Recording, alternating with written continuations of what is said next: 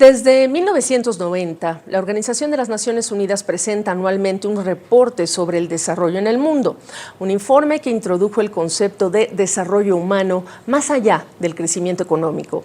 El Programa de las Naciones Unidas para el Desarrollo, el PNUD, presentó el informe de este año. Y más temprano conversé con Michelle Musset, directora regional para América Latina y el Caribe del PNUD, sobre los ejes que se consideran para el análisis y los resultados de este año para Latinoamérica y el mundo. Ese índice está compuesto de 3 dimensiones fundamentales, que son salud, educación y riqueza o Producto Interno Bruto per cápita, y se ha medido progresivamente todos los años desde 1990 hasta ahora, lo que nos permite ver una comparación de la tendencia en acumulación de desarrollo humano en los países, pero también entre los países.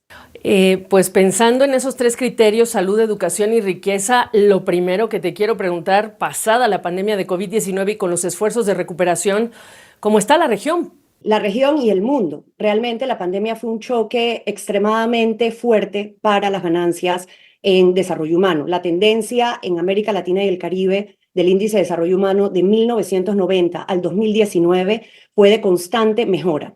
Podríamos cuestionar si a la velocidad que quisiéramos, pero de constante mejora. Cuando llega la pandemia, después de la pandemia, por 2 años consecutivos, por primera vez en la historia, este índice desmejora. Y América Latina y el Caribe, cuando la comparas en el contexto global con el resto de las regiones, fue la región más afectada por los efectos de la pandemia. Eso quiere decir que fue la región que registró la mayor caída en términos de desarrollo humano como consecuencia de la pandemia. Sí. Este informe presenta datos del 2022 y lo que nos dice es que el mundo ha mejorado considerablemente después de esa caída de la pandemia. Pero nos dice, y América Latina también, la región de contrastes es la región que más se ha recuperado, pero todavía no llega a los niveles previos a la pandemia.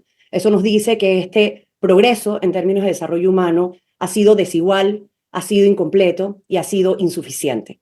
Y la educación también se vio afectada, el esfuerzo educativo en todo el mundo, por supuesto, y en América Latina, por el mismo fenómeno, la pandemia. ¿En dónde estamos? Por supuesto, y parte de la lectura de este índice, y cuando decimos que ha sido incompleto, existen pérdidas en materia de desarrollo humano, muchas de ellas irreparables, como las pérdidas de casi 2 millones de vidas de personas producto de la pandemia, pero también pérdidas en aprendizaje y en acceso a la educación, algunas de ellas irrecuperables, como ya te he comentado. Entonces, realmente lo que plantea el índice es que América Latina y el Caribe definitivamente no ha logrado construir un desarrollo humano que sea lo suficientemente resiliente a shocks externos. En este caso fue la pandemia, pero también estamos experimentando otra serie de shocks que de alguna manera se interrelacionan entre sí, que van desde los efectos del cambio climático y el efecto del fenómeno del Niño, por ejemplo, en este momento en la región, junto a otro tipo de shocks como los económicos, donde vemos que América Latina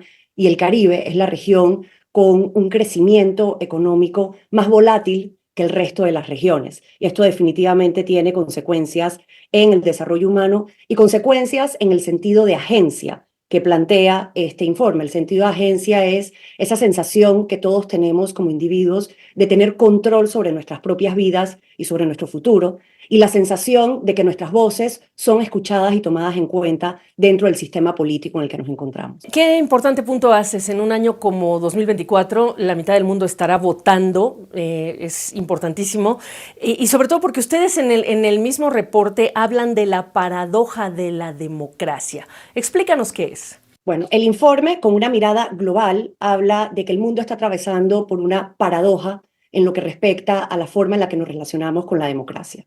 El informe plantea que 9 de cada 10 personas en el mundo plantea que la democracia es el sistema preferido de gobierno. Sin embargo, también plantea que al mismo tiempo ha habido un incremento en aquellas personas que están dispuestas a tolerar un régimen autocrático o populista si éste satisface o brinda la sensación de satisfacer sus necesidades.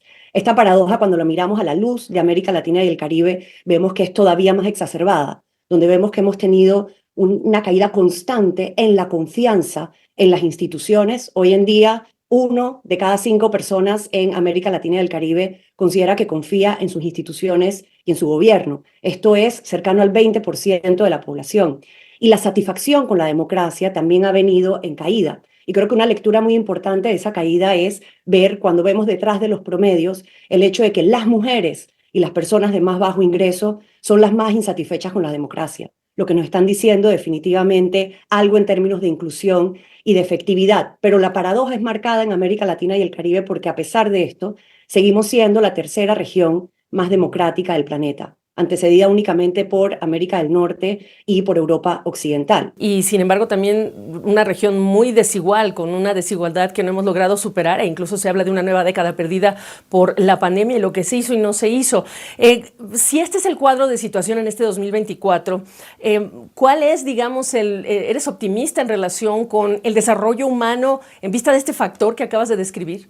Yo te diría que por naturaleza optimista soy, si no, bajo ninguna circunstancia hubiese aceptado ser directora regional de un programa de desarrollo de las Naciones Unidas en la región, pero no es un optimismo incauto, es un optimismo con fundamentos. Cuando vemos el informe de desarrollo humano, se lanzó desde 1990, estos informes han contribuido a transformar el paradigma del desarrollo más de una vez. Antes de 1990 era casi imposible imaginar que desarrollo podía ser algo más que solo crecimiento económico. Hoy en día todavía tenemos deudas pendientes, pero está muy claro que el desarrollo no es solo crecimiento. Pues un reporte muy interesante y que, bueno, pone énfasis justamente en esto que es la paradoja de la democracia. Te agradezco la oportunidad de entenderlo mejor. Gracias a ti, Gaby, muchísimo por esta oportunidad y a la orden siempre.